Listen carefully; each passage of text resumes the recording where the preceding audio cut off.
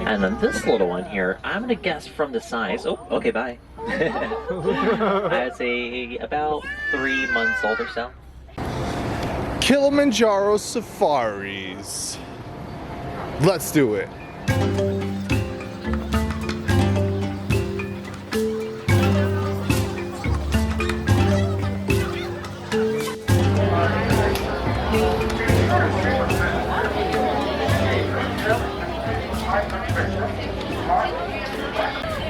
Jumbo, hello everyone, good evening and welcome aboard. My name is Chris, I'll be your safari guide here in the beautiful Harambe Wildlife Reserve. Journeying together here in what's called the Ituri Forest, Little Forest. Now lots of creatures that make their homes in the forests of Africa are usually a little bit on the quiet and shy side. So, I'm already seeing quite a few things hanging out here. A very interesting looking thing over there on the right hand side, it's called an okapi. Now the okapi, rather peculiar creature over there on the right hand side, right behind that tree stump there. Really cool, but it's a very peculiar looking animal because it's got a dark brown body, mixed with a black and white stripe pattern to its rear end and its legs. Looks a bit like a horse, kind of like a zebra, but neither one because it's still an okapi, the only living relative and a distant cousin of the giraffe. That is a saddle-billed stork, so you're close. Saddle-billed storks there, big black white birds there, and a greater kudu, beautiful species of antelope. Keep in mind, you're sitting about 5 feet off the ground, and that kudu itself is actually about 6 feet tall, so everything's going to be a little bigger than it looks. Greater kudus are actually the second largest species of antelopes found in Africa. So saddle-billed stork there, greater kudu, and that okapi see there in the back there. Now the okapi, a bit of a more peculiar appearance because that black and white stripe pattern, a little bit more apparent on this side. So it looks like a bit like a half horse, half zebra, but the only living relative and a distant cousin of the giraffe, having almost identical skeleton structure. A little further on down the road here, these are called the bongo, beautiful species of antelopes. Nicknamed as the ghosts of the forest, actually. Very rarely seen this close, so this is actually a pretty rare opportunity. And they're beautiful. I love how the white stripes there kind of blend on up into their mohawks. Really cool. Now, unlike the kudus, both males and female bongos do have horns, you see here. Their horns sloping backwards as adaptations to avoid getting tangled up in a tree or bush if they have to sprint away. And on our left-hand side here, the very magnificent black rhinoceros. Black rhinos typically found out here in the forests of Africa due to their kind of antisocial, generally unfriendly attitudes. They don't really like anyone, even other rhinos. What's your spirit? I'm a rhino.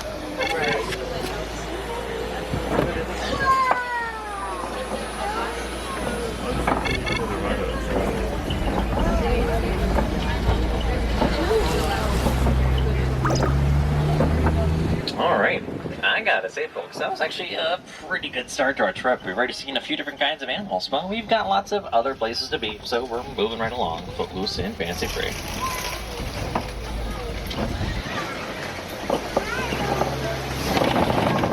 Now we're heading on out to the Safi River Valley. And out here in the river, we usually find a few different aquatic creatures, things that live in or near water. We're probably going to see a few different aquatic bird species, but I will not identify every single bird that we find out here on the reserve. I might talk about one or two, but I'll be mostly talking about bigger things out here than birds.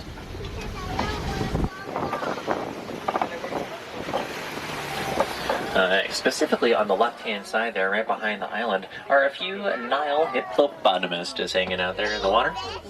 Nile hippopotamus are mostly nocturnal species. It means more so active at night, but the ones here in Harambe may be a bit of a different schedule for them. Hippos are massive and powerful, but so knows their life in water helps regulate their body temperatures. And that one that's poking its head out of the water there moving around, that's a little one. First spotted right in Richard about 2 years back, so just about that size. It can be a little hard to find sometimes though. They can hold their breath underwater for 8 whole minutes. We're all seeing in the middle island there the pink-backed pelican, and if you look very carefully at those pelicans, you'll notice they're not pink. Mostly gray and white, but they do turn pink during mating season, usually around September to October. They're pinkish colors, denoting to the others that they're ready to go. They're ready. Also on our left-hand side here, the very scary-looking Nile crocodile, able to grow to be almost 20 feet long. That is about half the length of our vehicle.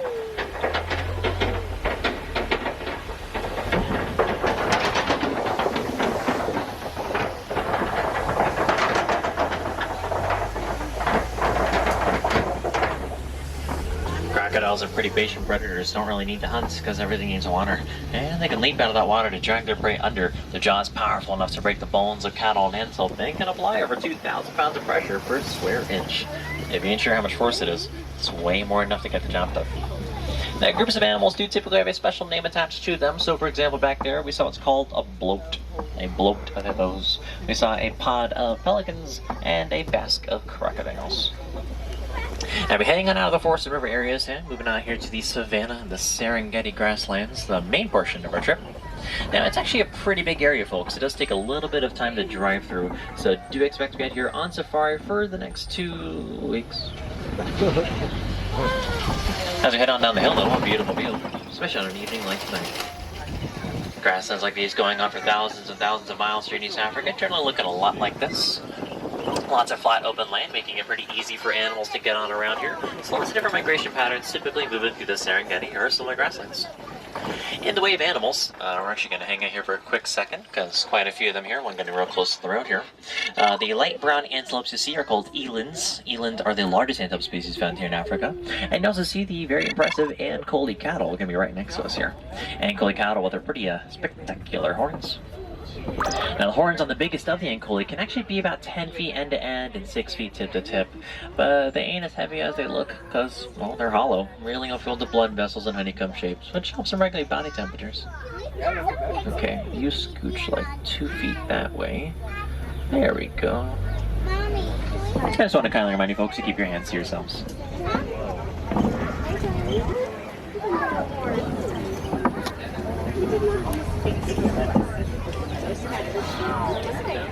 Keep in mind, like I said, you know, pretty big, pretty awesome, ain't as heavy as they look, but still about 5 or 6 pounds each. And once you get on ground level next to them, they're kind of scary.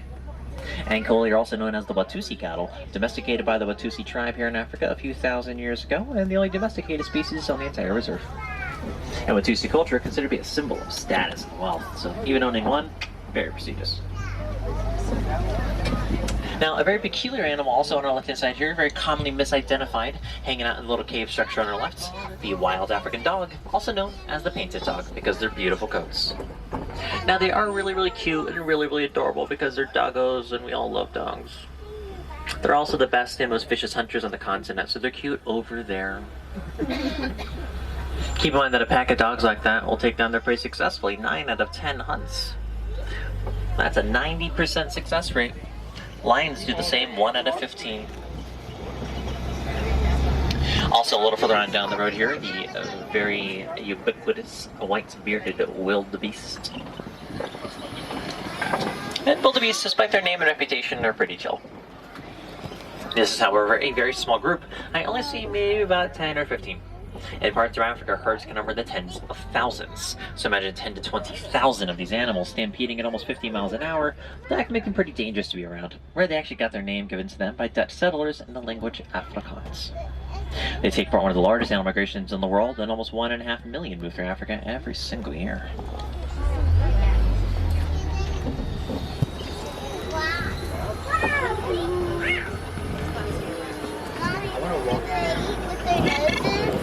Also on our right-hand side here, the tiny little springbok. Very cute, very adorable. 3 feet tall. Tiny little legs, tiny little bodies, tiny little horns, tiny little faces. Don't let that tiny little appearance fool you though. Those little springbok can sprint almost 60 miles an hour. Actually the world's 3rd fastest land animal. Pretty much impossible to catch. Yes, they do that. Just like you. Now, a little springbok can actually bounce about 5 or 6 feet in the air all over the place, like a bouncing spring, of course, right? Got the other namesake there. And they can do that without really getting tired out due to something in their legs called springing ligaments. And there's a giraffe just running around over there on our right-hand side, too.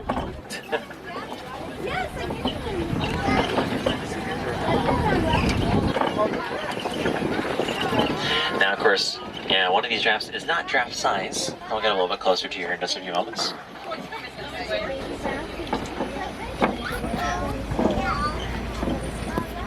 So this is an adult female we see on our right hand side. Isn't she beautiful? And then this little one here, I'm gonna guess from the size, oh, okay, bye. I'd say about 3 months old or so, just from the size. Oh, poor thing. Must have spooked him. Now, of course, we never really use the term baby to describe little giraffes because, well, they're born 6 feet tall. So, they have a bit of a head start there. Within an hour of being born, it can stand up and walk an hour, which makes our kids look really slow. He must take about a year. Keep in mind, however, the giraffes do almost everything standing up. They eat standing up, sleep standing up, give birth standing up. His first experience in the world was a 5-foot drop. Oh, that's the world, kid. It's all downhill from here.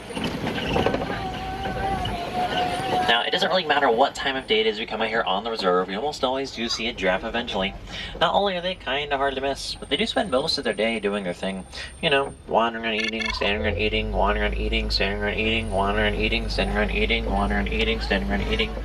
They spend almost 90% of the day eating. They don't really got a lot else to do. They only sleep for about an hour a day. It's not really even all at once like you and I. Giraffes actually only sleep about 30 seconds to 2 minutes at a time. And like I said, they sleep standing up.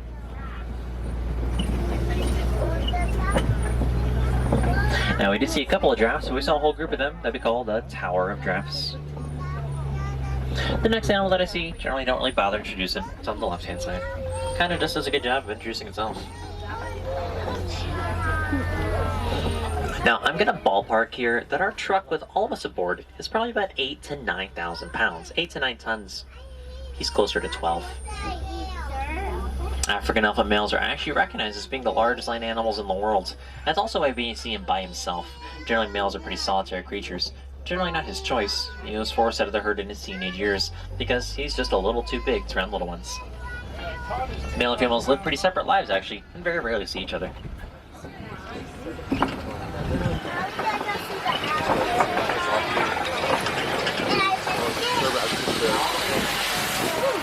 And we haven't really talked about a lot of the birds so far, so we'll definitely talk about these ones on our left-hand side, the greater flamingo. Greater flamingos being the largest of the flamingo family and the lightest pink. Now, they don't actually start off that way. Flamingos hatch gray, and they turn pink by eating lots of brine shrimp rich in beta-carotene that turns them their pretty pink colors. Now, we did mention a few animal group names throughout the course of our safari, and flamingos are, well, no exception to that rule, having a personal favorite animal group name, a flamboyance of flamingos. Mommy, look at the cute duckling. Look at this. The little baby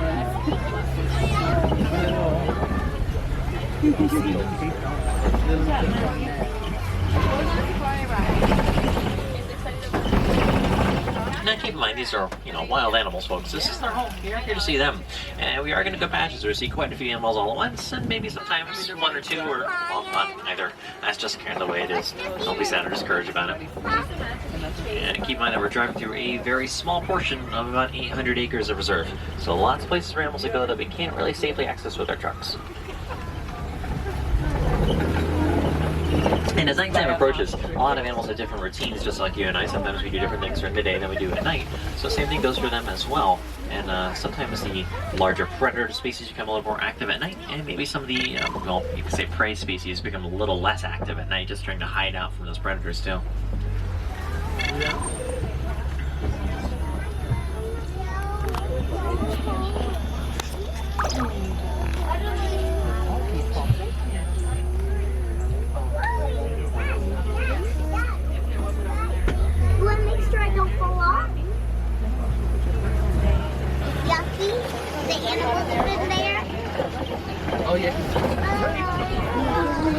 A bit difficult to see, but at about right past these 3 palm trees, so about 9 o'clock out, there is a cheetah on the hill there, just hanging out. Keep in mind that they are pretty well known for being the fastest land animals in the world, but they're also cats, so don't expect a lot. They just kind of hang out. A little bit hard to see there, but definitely there. Cheetahs are a diurnal species. That means really only active earlier on in the day. Keep in mind that I can at least give you the numbers. Cheetahs can reach top speeds of a little over 70 miles an hour in a little less than 3 seconds, which is ludicrous speed. However, can only maintain that speed for about 3 minutes before they pass out, so they're not going to use it a lot. In fact, in the years I've been driving around Hanabe, I have personally seen a cheetah sprint once.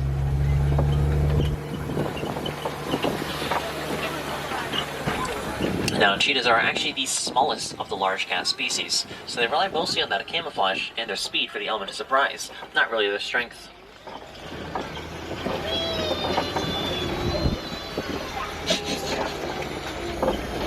A little further down the road here, on our right-hand side, a couple of antelopes there. We'll see them in a second. On our immediate left-hand side here, this is called a water buck. A water buck, which is really testing its luck, because a little past further back that water buck, there's a lion hanging out.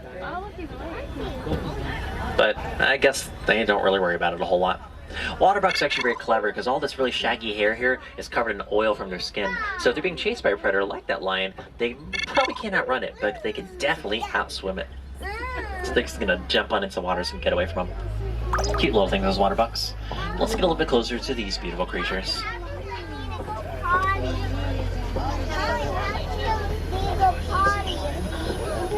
Lions are only ever really seen awake and active at this time of day, so if this is one of your favorite creatures, you picked a good time. Even though they're beautiful though, you gotta respect the level of power represented. Lions can sprint over 50 miles an hour, can pounce about 20 feet in one jump. It's about a 2-story jump. Please don't make noises at the lions. Thanks. Now, in the typical pride of lions as you see here, both females and males do cohabitate, generally more females than males, sometimes at a 10-to-1 ratio. The females run the show, not the males. Since there's so few males, lots of females do all the hunting together, cooperatively, and the only large cat species that does that, and male lions generally have the stay-at-home dad routine.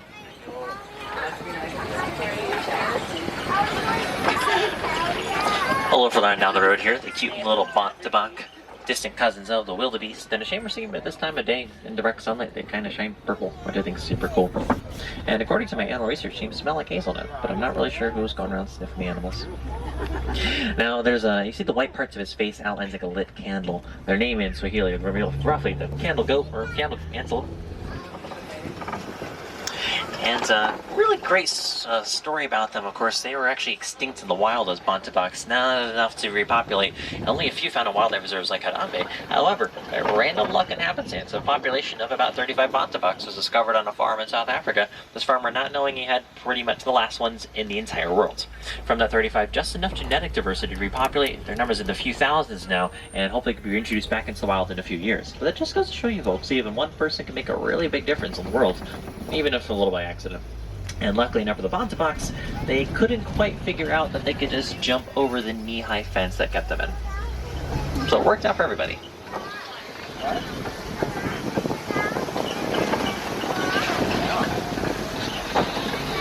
I'm not seeing a whole lot hanging out around here, but I do see some geysers have kind of popped up and broken up my road just a little bit, so it might be a little on the bumpier side here, folks. Hold on tight.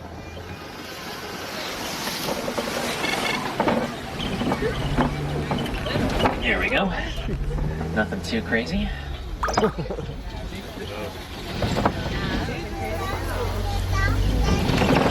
And with that, my friends, that is actually the end of our safari, which is a bit of a bummer. But that's okay. I gotta say, we saw some pretty cool creatures out there. So I hope you all got some great photos and videos. If you're taking some, I think we had just enough daylight to get some pretty good ones. And I hope you all learned a few things. Think about all the different things I told you about all the different animals, because the more we can learn about them, the better that we can all protect them and coexist with them as humans.